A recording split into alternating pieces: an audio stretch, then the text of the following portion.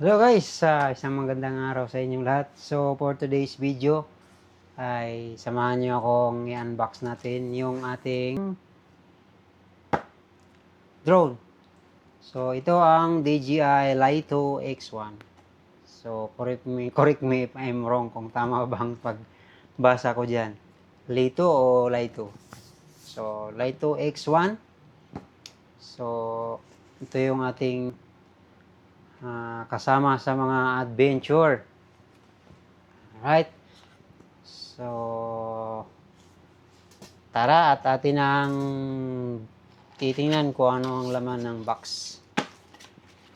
Alright. Inside the box. Inside the box. Uy, napindot ko yata.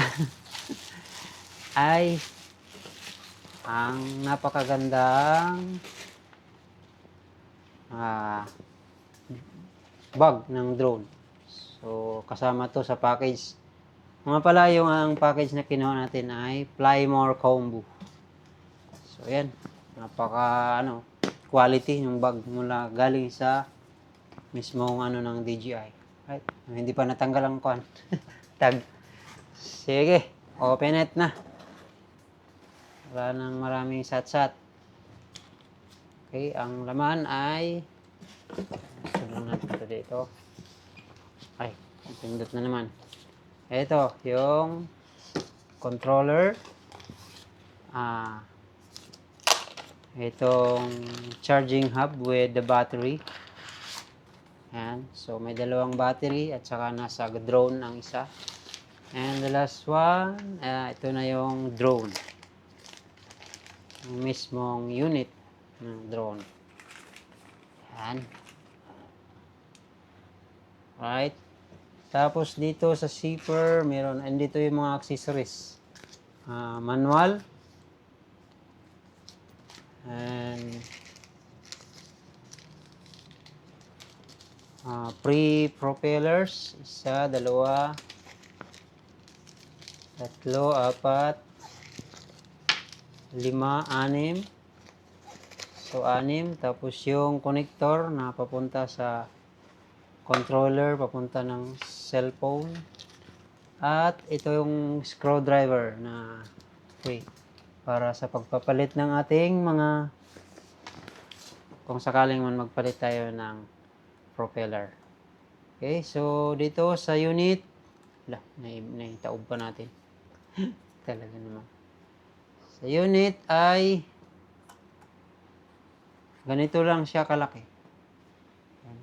Halos kasing laki lang ng aking kamay.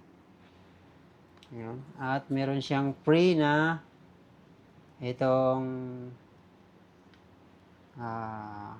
guard ng kanyang tawag dito. Press lang siguro to. Press. Ayan. At tanggal na. Yun. Dito na yung kanyang gimbal. Na 3-axis gimbal. Right. So, maganda at meron siyang pangsarado. Right. So, i-review pa natin to yung kung ano mga specs niya. So, ngayon, unboxing. At kompleto naman. Tingnan natin dito sa likuran kung nandito ba ang kanyang battery. Right. Paano ba tinatanggal ang battery nito? Kasi nasanay ako dun sa, kailangan niyang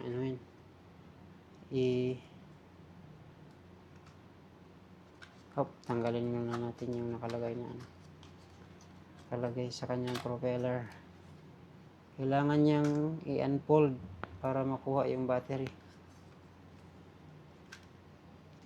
Right. So, iba yung niya, kabaliktaran doon. So, kabaliktaran doon. May 4K na dito yung bukas at dito sa patpahuli. Ito naman papunta yung sa taas tapos dito ang bukas.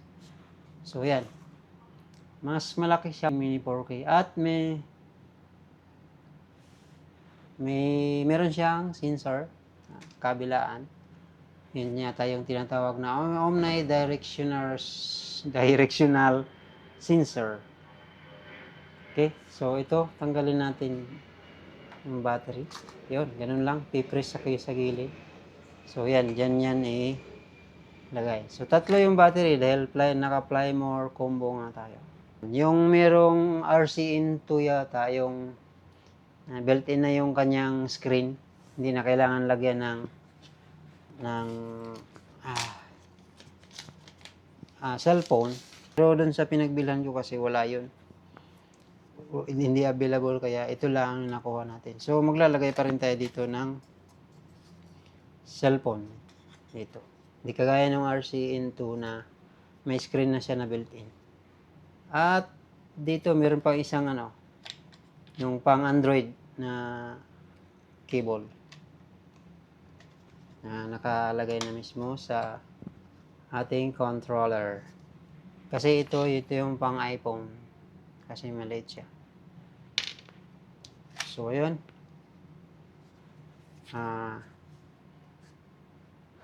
Ang gagawin na lang natin ay titesting natin ang drone kung gagana ba siya. So, isi-set up lang natin to. Ano ba yan?